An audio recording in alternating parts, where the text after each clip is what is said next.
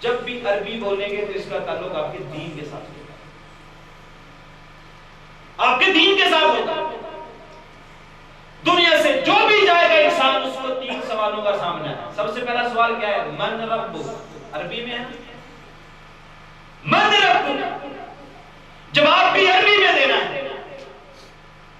من نبی، آپ کے نبی کون ہے؟ جواب عربی میں دینا ہے۔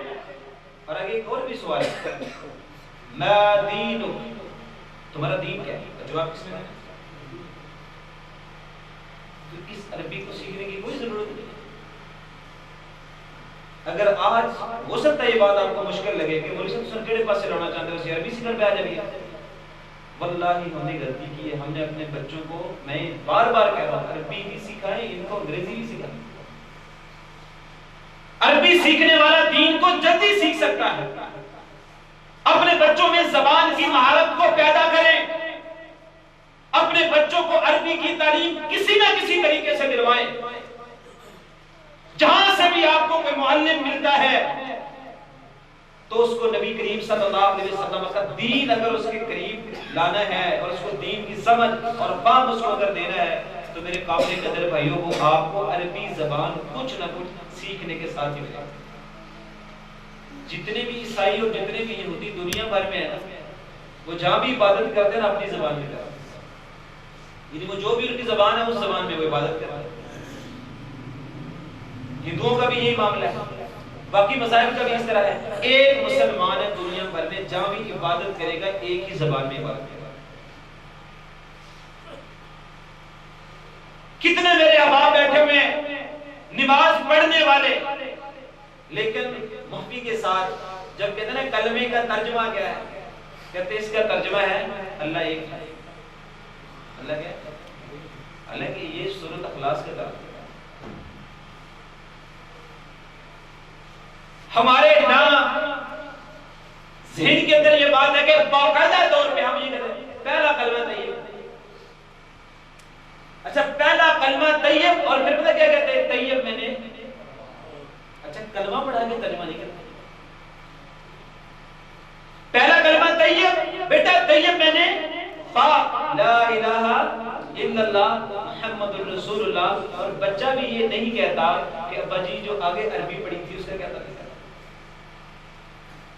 تو خدا را کسی طریقے سے اگر آپ اپنے دین کے قریب آنا چاہتا ہے تو اپنے بچوں کو، اپنی بیٹیوں کو، اور ذاتی طور پر آپ عرب نہ بنیں، لیکن جس عربی کو آپ 5 وقت نماز میں پڑھتے ہیں کم از کم اس عربی کو سیکھ کر یہ تو سوچ لیں کہ ہم اپنے رب کے سامنے جو 5 وقت کھڑے ہوتے ہیں اس کا ترجمہ کیا ہے، اس کی وضاحت کیا ہے۔ یہ جو سلام کہتے ہیں لوگ، سلام کہتے ہیں نماز کے بعد، ایک دعا ہے بڑی خوبصورت دعا ہے، اللہم لا مانع لما آتیت ولا معطی لما منعت ولا ينفع ذا الجد منك الجد۔ اور معذرت ہے امتحان کوئی نہیں، اور یہ اتنی بڑی تقریر کے لیے کتنے بھائیوں کو اس کا ترجمہ آتا ہوگا، کتنے بھائیوں کو؟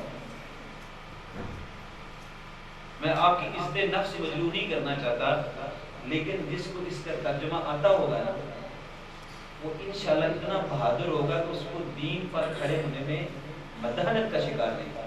میں ترجمہ کرتے ہوں، نماز پڑھنے کے بعد انسان نے سلام پھیرا، عربی کے فوائد بتا دیتا ہوں، تو کہتا ہے اللہم اے میرے اللہ لا مانع لما اعطیت، یا اللہ کوئی نہیں روک سکتا جس کو تو دینا چاہے،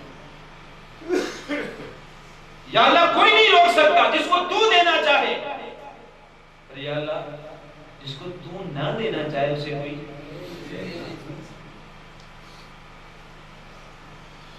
اچھا یہ کہنے کے باوجود، یہ پڑھنے کے باوجود اگر بلا ينفع ذا الجد منك الجد، تیری بزرگی کام آتی ہے اور کسی کی بزرگی کام بھی۔ اچھا ہر نماز کے بعد یہ ورد و ذکر کرتا ہے، لیکن باہر نکل کے مسلمان بھائی سے حسد بھی کرتا ہے۔ حسد کا کیا مطلب ہے کہ اس کو کیوں دیا، مجھے دینا چاہیے تھا، اس کے پاس یہ چیز کیوں ہے، میرے پاس ہونی چاہیے تھی۔ ابھی تو مسجد میں نماز پڑھ کے جو باہر نکلا تو اس سے پہلے تو نے ذکر کیا تھا اور جس کو تو نہیں دیتا اسے کوئی دے بھی. ابھی تو کہہ کے آیا تھا ابھی حسد کرنا شروع ہو گیا, کیونکہ اس کو اپنی اس دین کی اس چیز پر اسے پتہ ہی نہیں کہ میں ابھی کیا کہہ گیا. اچھا السلام علیکم ورحمۃ اللہ وبرکاتہ کہتے ہیں نا, کتنا خوبصورت جملہ ہے جسے ہم سلام کہتے ہیں. سلام کہتے ہیں, کیا ترجمہ ہے؟ السلام علیکم, سلامتی ہو تم پر, ورحمۃ اللہ اور اللہ کی طرف سے رحمت ہو, وبرکاتہ اور اس کی طرف سے برکت ہو. برکت کی دعا دی, رحمت کی دعا دی, پھر اللہ تعالیٰ نے تمہاری دعاؤں کو قبول کر لیا. میں تو اسی کہتا ہوں پھر آپ کی دعاؤں کو اللہ نے, کیونکہ آپ نے مسلمان کو دی دعا تو قبول ہوگی, اللہ نے اس پہ رحمت بھی کر دی, اس کو مال میں برکت بھی دے دی, تو پھر آپ نے اسے لڑنا کیوں شروع کر دیا؟ صرف آپ اس لیے لڑے کہ آپ کو یہاں تک, مجھے یہاں تک بھی معلوم نہیں تھا, اس بھائی کو دعا میں نے دی, برکت کی دعا میں نے دی, سلامتی کی دعا میں نے دی, جب اس پہ قبول ہوگی, اللہ نے اس پہ برکت بھی دی, اس پہ رحمت بھی کی, اس کو سلامت بھی رکھا, تو میں جلنے لگا کہ یہ یار اس کو کیوں نہیں کوئی مصیبت آتی, کیوں نہیں اس پہ پریشانی آتی, کیوں نہیں یہ بیمار ہو جاتا, کیوں اتنا خوش رہتا ہے. بھائی تیری تو دعا لگی تھی, اب تو کیا سوچ. جب تک ہم عربی میں نہیں کہتا آپ کو آپ عربی کی کتابیں پکڑ لیں اور آپ کوئی مدرسہ کھول لیں گے اور آپ پڑھنا شروع کر دیں گے, یہ ذہن میں مت لائیں میرے بزرگ قابل احترام یہاں بیٹھے ہوئے ہیں. میں صرف یہ کہنا چاہتا ہوں جو عربی آپ بولتے ہیں کم از کم اس عربی کا ہی ترجمہ کیسے سیکھ لیں. جو دین آپ کو اتنا بتاتا ہے, کسی ایک بھائی کو چھینک آتی وہ کیا کہتا ہے؟ الحمدللہ. ساری کی ساری تعریفیں کس کے لیے؟ تو سامنے والے مسلمان کو کیا ہوگا؟ اللہ تجھ پہ رحم, تو تمہاری دعائیں قبول ہوتی ہیں, اللہ اس پہ نہیں رحم کرتا ہے, لیکن پھر بھی ہمیں سمجھ نہیں آتا. اور اس کو کیا حکم ہے کہ وہ بھی کیا کہے؟ یہدیکم اللہ ویصلح بالکم. اللہ تعالیٰ تجھے بھی ہدایت سے نوازے اور تیرے سارے کے سارے معاملات کو ٹھیک کر لے. اس کو دعا دیتا ہے ٹھیک کرنے کی, خود اس کے معاملے خراب کرنے کے پیچھے ہوتا ہے. یہ دعا دینے والا اس کی فائل کو خراب کرنے کے پیچھے, اس کے معاملے کو بگاڑنے کے پیچھے لگا ہوا ہے. اس کی وجہ یہ کہ جو عربی کے الفاظ وہ بولتا ہے وہ خود سے نہیں سمجھتا کہ میں نے اپنے بھائی کو کیا دعا دیا. تو معذرت کے ساتھ اگر آپ پر یہ بوجھ ہوتی ہیں باتیں تو تھوڑا سا مجھے معاف کیجیے گا, لیکن یہ درد دل کے لیے میں آپ سے کہہ رہا ہوں کہ خدا را وہ عربی اپنے بچوں کو کم از کم سکھا دیں جو عربی کے الفاظ آپ عمومی طور پہ استعمال کرنا ہیں. ایاک نعبد و ایاک نستعین, 5 وقت کی نماز میں ہر رکعت میں امام کے پیچھے مقتدی نفل میں ہر جگہ پہ پڑھنے والا ایاک نعبد و ایاک نستعین کہنے والا انسان کہ خاص تیری ہی عبادت کرتا ہوں اور خاص تجھی سے مدد مانگتا ہوں, لیکن وہ پھر بھی غیروں سے ڈرتا بھی ہے, غیروں سے مانگتا ہے. ایک دوسری بات کا آخری پہلو یہاں پہ سمجھا کے تیسری اور آخری بات کرنا ہے. اب نماز میں پڑھ رہے ہیں غیر المغضوب علیہم, ہے نا, ان لوگوں کا راستہ نہیں چاہیے جن پہ تیرا نظر ہوا, اور ان کا بھی نہیں چاہیے جو گمراہ ہو گئے. میں بڑی اطمینان سے آپ کو یہ بات بتا رہا ہوں اور سوچ سمجھ کے اور مطالعے کے بعد بتا رہا ہوں, اپنے پریشان نہیں ہونا. صرف اس ایک جملے پر جو ہم نے کہا کہ یا اللہ ان لوگوں کا راستہ نہیں چاہیے جن پہ تیرا غضب ہوا, اور ان کا بھی نہیں چاہیے جو گمراہ ہو گئے. اللہ تعالیٰ نے شاید ہمارے اس ایک جملے کے جواب میں 2 صورتیں نازل کی ہیں. یہ میں طالب علم ہو گیا گزارش کر رہا ہوں.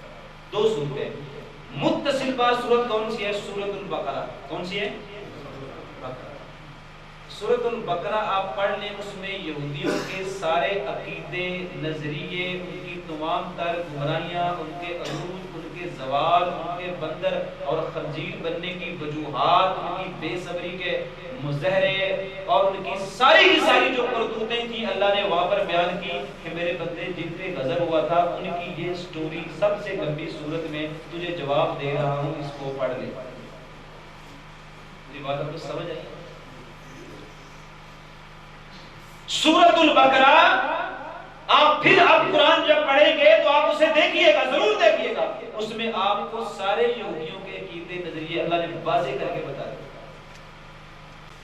کہ میرے بندے تو نے ایک سوال کیا تھا نا کہ مجھے یہ راستہ نہیں چاہیے، میں تیرا رب ہوں، خالق ہوں، مالک ہوں، ہدایت دینے والا ہوں، تو نے مجھے شروع میں کہا تھا الحمدللہ رب العالمین، تو نے یہ وعدہ کیا تھا الرحمن الرحیم مالک یوم الدین، اتنے وعدے تو کر کے آیا، آخر میں تو نے سوال اپنے گھر کا نہیں کیا، سوال اپنی زمین کا نہیں کیا، سوال اپنے ملک کا بھی نہیں کیا، سوال اپنی ذات کا بھی نہیں کیا، صرف تو نے یہ کہا مجھ سے مجھے سیدھا راستہ عطا فرمانا، جن پہ تیرا انعام ہوا ان کا راستہ مت دینا جن پہ تیرا غضب ہوا۔ میرے بندے سورۃ البقرہ پوری کی پوری یہ ان لوگوں کے بارے میں نے بتا دیا ہے جن پہ میرا غضب ہوا تھا، تم یہ کام نہ کرنا۔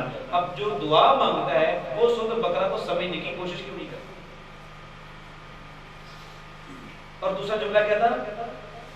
گمراہ، اس کے بارے میں آتا ہے نا، صحابہ کرام کہتے ہیں اس مراد کیا ہے؟ عیسائی۔ سورۃ بقرہ کے بعد کون سی سورت ہے؟ سورۃ آل عمران کے کلمے سے بھی آپ کو سمجھ لینا چاہیے تھا۔ سورۃ آل عمران میں سارے کے سارے عیسائیوں کے اللہ نے نظریات، عقیدے، عروج، زوال، صفات، معاملات، ان کے الوہیت کے دعوے اور سارا کچھ وہاں بیان کر دیا کہ میرے بندے اگر گمراہی کے راستے سے بچنا ہے نا، آل عمران تو سمجھ لے تو یہ تیرے صرف 2 جملوں کا جواب اللہ تعالیٰ نے قرآن کی سب سے بڑی صورتوں میں دیا۔ تم اللہ تعالیٰ سے صرف بات کر کے دیکھو، اللہ تعالیٰ تمہیں جواب دیتا ہے، اور کتنے واضح اور صاف اور کتنے بہترین طریقے سے جواب دیتا ہے۔ نبی کریم صلی اللہ علیہ وسلم فرماتے تھے جو بندہ سورۃ البقرہ اور آل عمران کو پڑھے گا، انہیں سمجھے گا، ان کا فہم حاصل کرے گا، قیامت والے دن یہ 2 صورتیں اس پر بطور چھتری سائبان آ جائیں گی۔ یہ تیرا دین ہے، اس کو یہاں سے سمجھ، یہی سے تو ہم دور ہیں۔ اللہ ہمارے ایک ایک جملے کا اتنا لمبا لمبا جواب دیتا ہے کہ میرے بندے نے سوال کیا ہے۔ میرا یہاں پہ عنوان نہیں ہے آج، لیکن آپ کبھی سورۃ البقرہ کی آیت نمبر 255، شیخ میں آپ سے گزارش کرتا ہوں، یہ ذمہ داری سنبھالیں کہ آپ سورۃ البقرہ کی آیت نمبر 255، اس کا مطلب ہے آیت الکرسی، آیت الکرسی، سبحان اللہ۔ ایک دعویٰ کیا میرے رب نے، اللہ لا الہ الا اللہ، کوئی عبادت کے لائق نہیں ہے سوائے اس ایک ذات کے۔ ایک دعویٰ کیا اور اس ایک دعوے کے پیچھے 11 دلائل دیے کہ میں کیوں ملا ہوں۔ صرف ایک آیت، اس ایک آیت میں 19 مرتبہ اللہ تعالیٰ کا ذکر آیا ایک آیت میں۔ قرآن مجید کی سب سے عظیم ترین آیت آیت الکرسی البقرہ میں ہے۔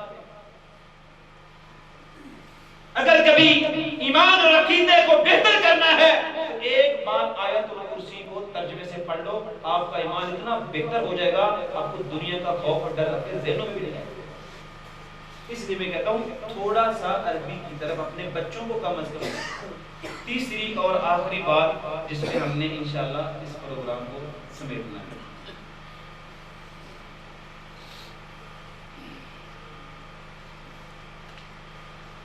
آپ زندگی کون سی گزارنا چاہتے ہیں؟ بامقصد زندگی گزارنا چاہتے ہیں، خوشگوار زندگی؟ اسی جواب نہیں دینا، لیکن جو بھی آپ کریں اللہ کرے کہ وہ آپ کے لیے اس کا آخر، اس کا اینڈ، اس کا انجام بہتر ہو۔ لیکن ہم دین سے دور اس لیے کہ ہم نے اپنی زندگی کا کوئی طے ہی نہیں کیا آج تک ٹھیک طریقے سے کہ میں نے کون سی زندگی گزارنی ہے۔ اور یہ آخری بات ہے، اہم بات، مناسب ٹائم میں اس کو ختم نہیں کریں گے۔ بھائی کہتے ہیں ہم با مقصد زندگی ہی بسر کرنا چاہتے ہیں۔ کون سی؟ با مقصد ہی بسر کرنا، لیکن آپ کی جو دوڑ ہے وہ کس زندگی کی طرف؟ یعنی میں تھوڑے کو پوچھا کہ میں لاہور جاتا اور تسی آگو کہ گجرات تو نکل کے سیدھا پہلے گجرالی سائڈ تو سیدھا کے لاہور، اور میں یہاں سے نکل کے اس طرف ہو جاؤ اور آپ کو کہوں تسلی دوں، مجھے ٹینشن نہ لو، میں لاہور جاتا ہوں۔ آپ کہیں گے نا یار یہ بندہ کیسا لگتا ہے؟ کوئی انسان مجھے سمجھدار نہیں کہتا۔ ابھی کہنے کو تو میں بھی کہتا ہوں کہ با مقصد زندگی ہم بسر کرنا چاہتے ہیں، لیکن ہماری ساری کی ساری دوڑ کی زندگی کی طرف ہے خوشگوار زندگی، لیکن اس میں مسئلہ ہے۔ جہاں تک میرا مطالعہ جو میں نے سمجھایا وہ آپ خود بھی تھوڑا سا دیکھ لیں۔ جو لوگ با مقصد زندگی بسر کرنا چاہتے ہیں نا، وہ فیصلہ کر سکتے ہیں دین پر چلنا ہے کہ دین پر، وہ فیصلہ کر سکتے ہیں۔ لیکن جو یہ کہتے ہیں نا خوشگوار زندگی گزارنی ہے، وہ یہ فیصلہ نہیں کر سکتے۔ انہیں اپنی خوشی عزیز ہے، وہ اپنی بیٹی کی شادی پر وہ تمام رسم و رواج کریں گے جو ان کی خوشی کے لیے ہے، وہ نہیں دیکھیں گے کہ میرا دین اس کے بارے میں کیا کہتا ہے۔ وہ اپنا کاروبار کریں گے اس نہج پہ جیسے انہیں خوشی ہوتی ہے، وہ یہ نہیں دیکھیں گے میرا دین اس کے بارے میں کیا کہتا ہے۔ لیکن جو با مقصد زندگی بسر کرتے ہیں نا، وہ سب سے پہلے یہ دیکھتے ہیں دین کیا کہتا ہے اور اس پر مجھے عمل کرنا ہے کہ نہیں کرنا۔ اچھا، مصعب بن عمیر رضی اللہ عنہ کا واقعہ سب نے سنا ہے۔ ان کے لیے دو زندگیاں تھیں۔ مانے کا یہ ساری دولت ہے، سب کچھ ہے اس گھر کے اندر، یا تو یہ رکھنا ہے اور یا پھر جانا ہے تو یہ سارے کپڑے بھی واپس مانگو کرنے۔ دو زندگی، ایک طرف خوشگوار زندگی، ایک طرف تم نے کس کو ترجیح دی؟ با مقصد زندگی کو ترجیح دی انہوں نے فیصلہ کیا کہ نہیں، زندگی جو میں نے جینی ہے وہ با مقصد جینی ہے، تو وہ ضروری ہے کہ میں دین کے اوپر چلا جاؤں۔ کپڑوں کا مسئلہ نہیں۔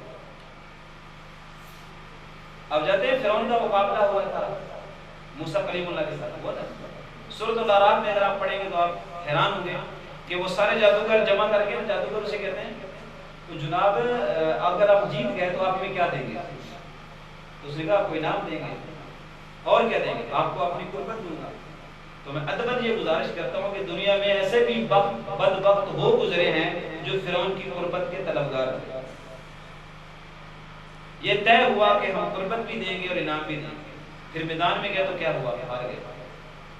جب ہار گئے نا تو انہوں نے سوچا کہ ہم تو پیسوں کے لیے لڑ رہے تھے، ہم تو انعام کے لالچ میں یہ جنگ لڑ رہے تھے، لیکن جو ہم سے جنگ جیت گیا آخر یہ کس مقصد کے لیے کھڑا؟ ہم تو چلو فرعون کی خوشنودی چاہتے تھے، ہمارے ذہن میں تو انعام تھے ہی تھے، لیکن اس نے نہ کسی انعام کا مطالبہ کیا، نہ اس کا کوئی ہمیں بادشاہ نظر آیا، نہ اس کو کوئی طمع تھا کہ جس وجہ سے ہم سے یہ جیتا۔ انہیں لگا کہ اس کی زندگی کا مقصد ہماری زندگی کے مقاصد سے بڑا ہے، تو فوراً کہتے ہیں آمنا برب موسیٰ، ہم بھی موسیٰ اور ہارون کے رب پر ایمان لائے۔ فرعون نے کہا اب تمہارا ایک بازو پوری ٹانگ کاٹوں گا، سولی چڑھا دوں گا تمہیں، تم نے میرے ساتھ اچھا نہیں کیا۔ یہ چند لمحے پہلے جو چند ٹگوں میں پڑھنے والے تھے نا، یہ کہتے ہیں فَقْضِ مَا أَنْتَ قَادٍ، تجھ سے جو ہو سکتا ہے تو وہ کر لے۔ میرے بھائیوں، ہم لوگ اپنے دین پر کھڑا ہونے کے لیے فیصلہ نہیں کر پاتے۔ کوئی ایک بھائی یہاں پر، ایک بھائی جو یہاں پہ بیٹھا بیٹھا مجھے یہ کہہ مولوی صاحب میری دعا ہے کہ میں جیل جاؤں، ہے کسی کی دعا؟ تو ہے آپ میں ایسا بھی جو کہ یا اللہ میری دعا ہے کہ مجھے جیل میں؟ کوئی نہیں نا۔ تو پھر سورہ یوسف پڑھ کے دیکھیں نا، یوسف علیہ السلام کیوں کہہ رہے تھے کہ رب السجن احب الیک، کیوں کہا؟ انسان نہیں، ان کو نہیں پتا جیل میں جانے سے کیا ہوتا ہے۔ وہ کہتے ہیں میرے رب یہ جیل کی زندگی بادشاہ کے گھر سے، زلیخا کے ساتھ رہنے سے، اس کے گھر میں ٹھہرنے سے زیادہ بہتر ہے کہ مجھے تم جیل میں ڈال دو۔ انہیں پتا تھا اس گھر میں رہنے سے میرے دین پر حرف آتا ہے، میری عزت پر حرف آتا ہے، میرے مقاصد زندگی خراب ہوتے ہیں۔ انہوں نے فیصلہ کر لیا بہتر جیل۔ اور ہم یہ فیصلہ نہیں کر پاتے، زندگی بھر کے دین پر ہم نے کھڑا ہونا ہے۔ اور یاد رکھیں جو کھڑا ہونا چاہے گا اس کی ابتدا، جو آخری بات آپ سے گزارش کر رہا ہوں یہ، اس کی ابتدا کہاں سے ہوگی؟ وہ خوبصورت ترین روایت آپ کو سنانا چاہتا ہوں کہ جب آپ فیصلہ کر لیں گے کہ ہمیں دین پر ٹکنا ہے، رہنا ہے، یہ ہماری ضرورت ہے، اس سے دور نہیں ہونا، تو یہ ابتدا کیسے ہونے والی ہے؟ وہ یہ جامع ترمذی کی بسند صحیح جو روایت ہے وہ آپ کو سناؤں گا تفصیل کے ساتھ، تاکہ آپ کو اس کی ایک ایک چیز سمجھ آ جائے۔ اور آج کی اس درس کے آخر میں یہ بھی ذہن میں رکھیں، یہ حدیث طیبہ آپ کو یہ بھی فائدہ دے گی آپ اپنے بچوں کی زندگیوں کو کیسے محفوظ بنا سکتے ہیں۔ ہر بچہ جو پیدا ہوتا ہے نا وہ فطرت اسلام پر پیدا ہوتا ہے. کیسے پیدا ہوتا ہے؟